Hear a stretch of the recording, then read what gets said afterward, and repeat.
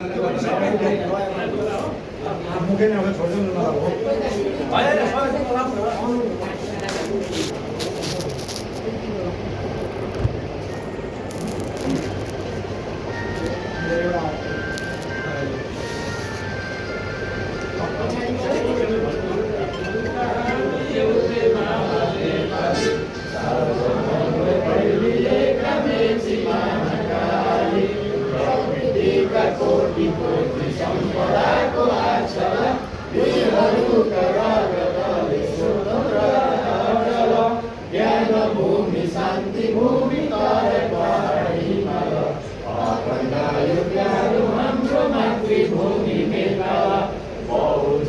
भाषा धर्म संस्कृति छविशाला अग्रगामी राष्ट्र हाम्रो जय जय नेपाल।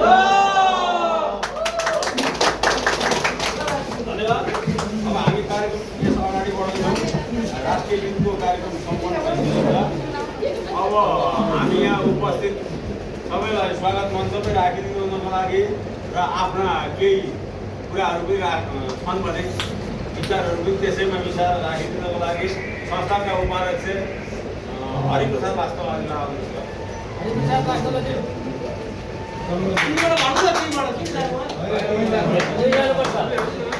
धन्यवाद सरज्यू सभालाई उपस्थित सम्पूर्ण आज हाम्रो यस सभा नियुक्त भयो। सरस्वती मेरा आफ्ना व्यक्तिगत कुराहरू मैले अघि पनि सुनाइसकेँ सबैलाई।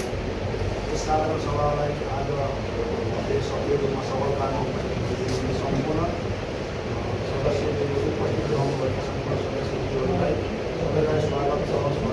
स्वागत छ। मेरा कुराहरू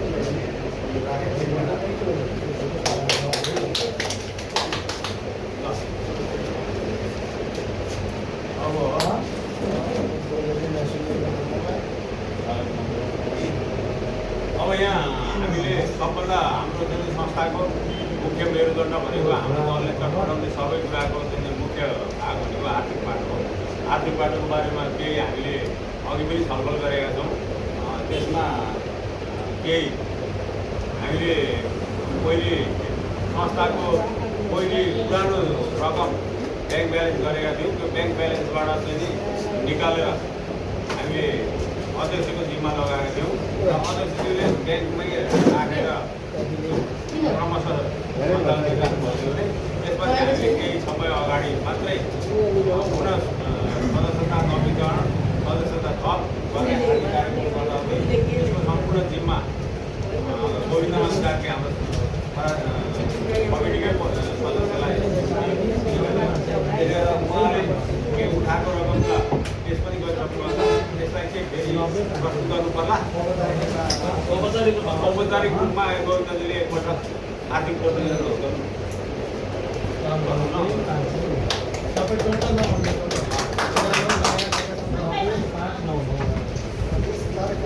सबैलाई नमस्कार। 12 बजे आएर 9 बजेको मान्छे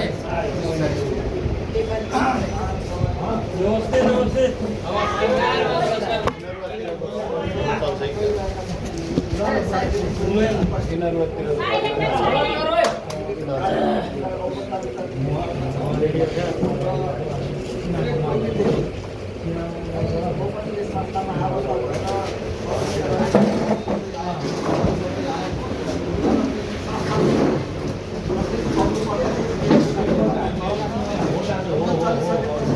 अब यो संस्थालाई सुचारू गरौँ भन्ने विचारमा हामीले 2081 साल माघमा चाहिँ बैठक राखेर कार्यक्रम गरेर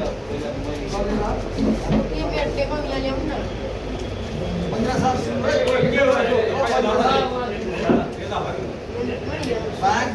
20 गते हामीले बैठक राखेर अब यो संस्थालाई एकदिन गरौँ, अलिकति सुचारू गरौँ भन्ने हिसाब र कार्यालयको पनि अब पछि वर्ग कुनै पनि काम गर्न नपाइने समस्या हामीले एउटा छलफल गरेर नयाँ बेलामा साथीहरू सदस्यता चाहिँ नवीकरण गर्ने भनेर चाहिँ हामीले कार्यक्रम राख्यौँ र त्यसमा चाहिँ पुराना साथीहरू जो हुनुहुन्छ उहाँहरूले चाहिँ नवीकरण गर्दाखेरि 1200 रुपियाँ र सहयोगी पनि भयो भने प्लस 100 थपेर 1300 रुपियाँ उठाउने भन्ने कुरा भएको थियो। अनि नयाँ सदस्यहरूलाई चाहिँ सहयोगी दिन चाहिँ 10,200 र सहयोगी राख्ने भने 10,300 कुरा त्यतिखेर हामीले छलफल थियो।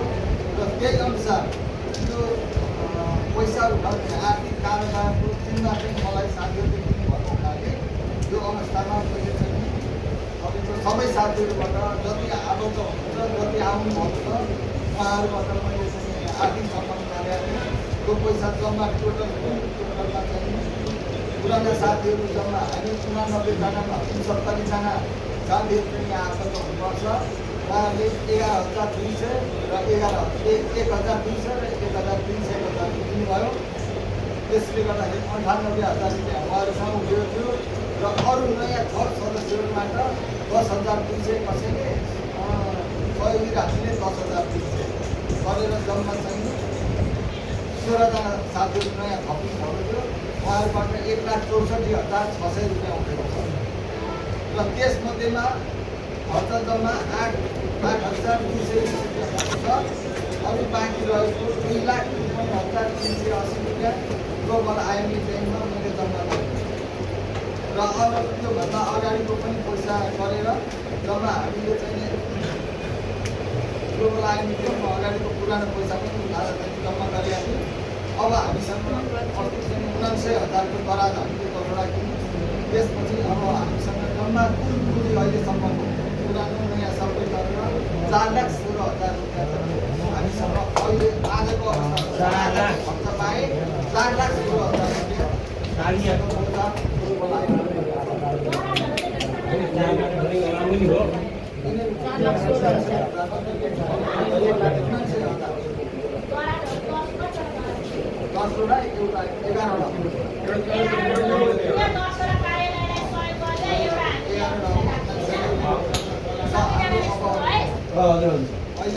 भएको कुरा चाहिँ यही हो आर्थिक कुरामा चाहिँ।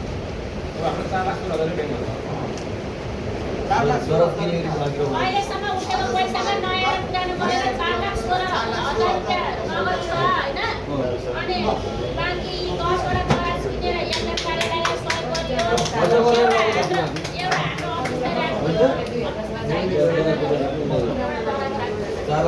हाम्रो हाम्रो पहिलेको कार्य समितिले जो थियो कार्य समितिका पदाधिकारीहरूलाई म सबैजनालाई चिनिनको लागि अनुरोध गर्दछु। नाम भन्ने जो क्रममा छ है सूर्यप्रसाद पटेल अध्यक्ष, उपाध्यक्ष हरिप्रसाद मास्कोला, अरविन्द कुमार भट्टराई म आफै, त्यसै गरी एकराज घिमिरे उहाँको उपस्थिति छैन म आफै सूर्यकुमार बुढाथोकी, गोविन्दमान कार्की, अमृता घिमिरे, केशव बस्नेत, शङ्कर भट्टराई, कौशल श्रेष्ठ, योगेन्द्र ओझा, ओम प्रसाद रिजाल, ओम प्रसाद भट्टराई, शिव किशोर शाह, ताली नपड्काउने पोखरेल, भण्डारी। यो समिति आजका मितिसम्म कार्यरत थियो है। यो समितिलाई अब यो परिचयको रूपमा विधिगत रूपमा विघटन गर्नको लागि यसका अध्यक्ष सूर्यप्रसाद पटेलजीलाई अनुरोध गर्छु।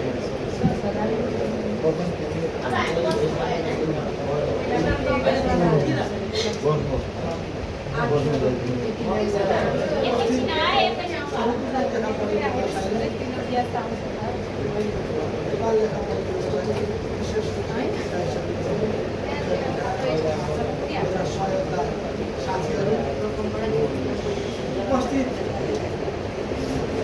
सदस्यहरू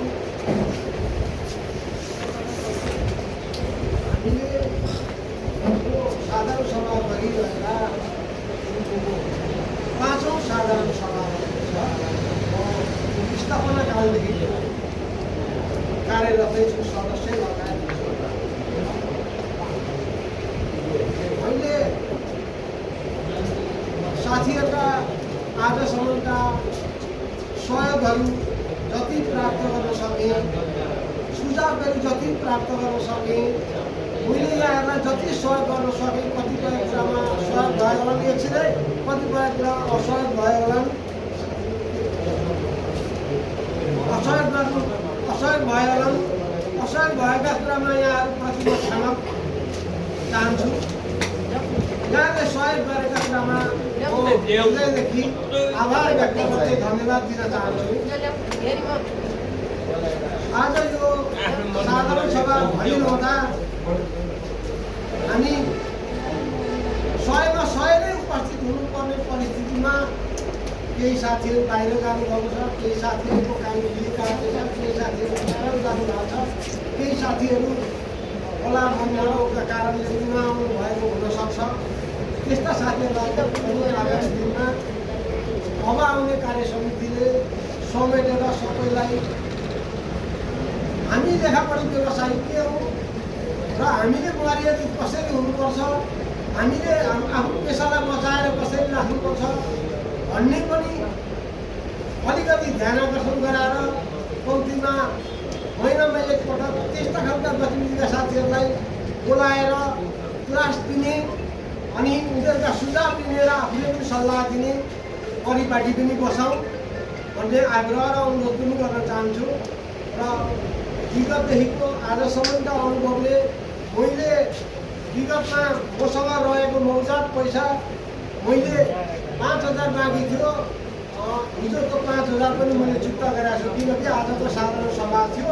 त्यो पैसा निस्किने ठाउँमा ननिस्के पनि मैले आफ्नै पकेटबाट हालेर पनि म आफू शुद्धता हुन चाहन्थेँ र म शुद्धता पनि गरेँ र मसँग कुनै 1 रुपियाँ हिसाब पनि यहाँहरूको अहिलेको अवस्थासम्म मसँग नरहेको पनि यहाँलाई जानकारी गराउने र मैले यो समितिलाई कोषाध्यक्ष, उपाध्यक्ष र सदस्यहरूलाई राखेर त्यो रकम हस्तान्तरण गरिसकेका छु, बुझाइसकेका छु र त्यो पैसा ब्याङ्क दाखिला गर्नुभएको छ। यसै गरी आगामी दिनमा पनि यहाँहरूले योभन्दा अरू राम्रो चुस्त दुरुस्त अझ गतिशील भएर आज उपस्थित हुने साथीहरूले पनि मुठीभरि भएर एकताबद्ध भएर एउटालाई समस्या पर्दा अरूले साथ सहयोग गर्ने गरी र अरूलाई परेको साथ सहयोगमा हातेमालो गर्ने गरी र सेवाको भावनाले काम गर्ने प्रेरणा सबैले गर्दै जाउँ।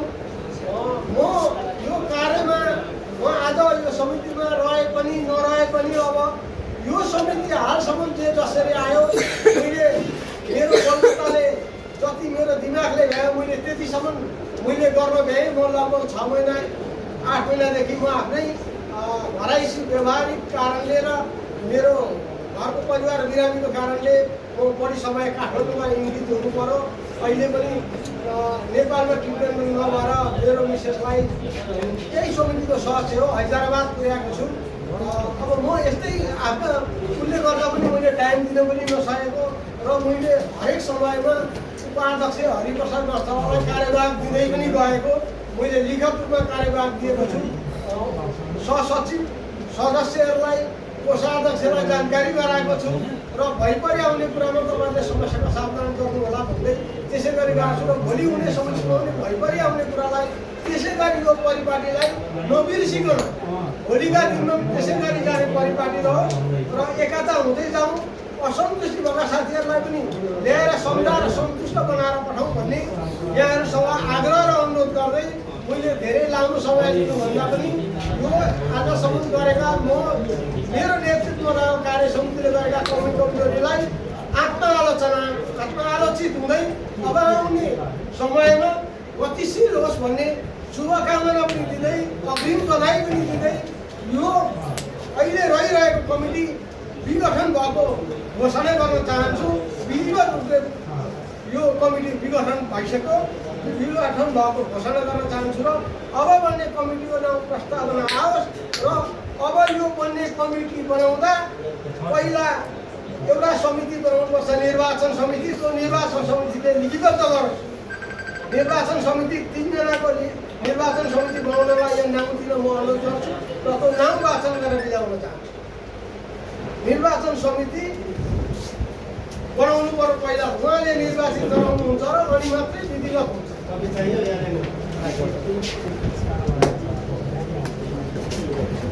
र समिति र पक्षबाट फाइटु मान्छे हुनुपर्छ है निर्वाचन मण्डलमा भन्ने साथीहरू। त्यसको पनि विधान छ, पद्धति छ,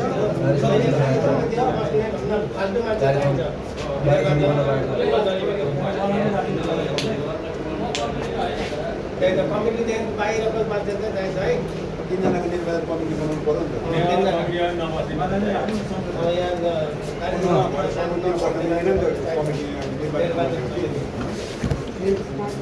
केही होला कि अगाडि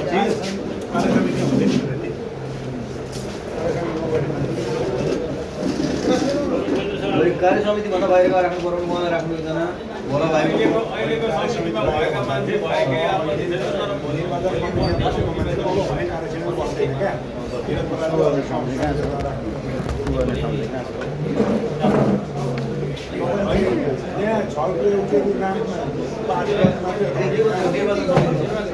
निर्वाचन समितिलाई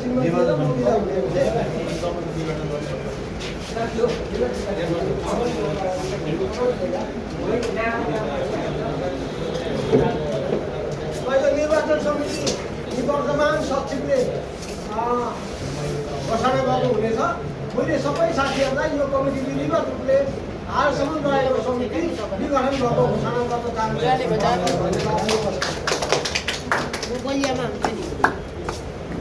ल अहिलेसम्म म सचिव थिएँ,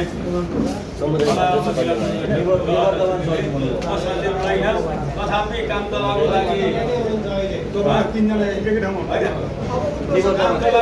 काम चलाउको सहयोगीको रूपमा म यो कार्यक्रम सञ्चालन गर्दछु।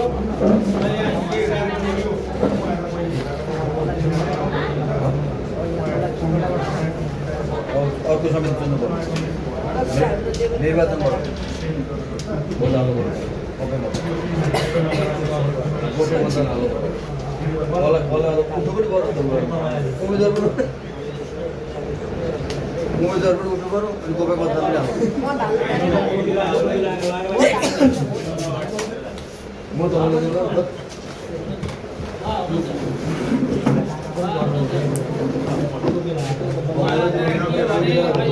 सदस्यहरू मलाई एउटा सदस्य चाहियो भनेर कोही पनि हाम्रो सदस्यहरू अगाडि कोही आउनु भएको मलाई जानकारी थिएन। आज हाम्रो धर्मजी मलाई सदस्यमा राखिदिनु भनेर आउनुभयो।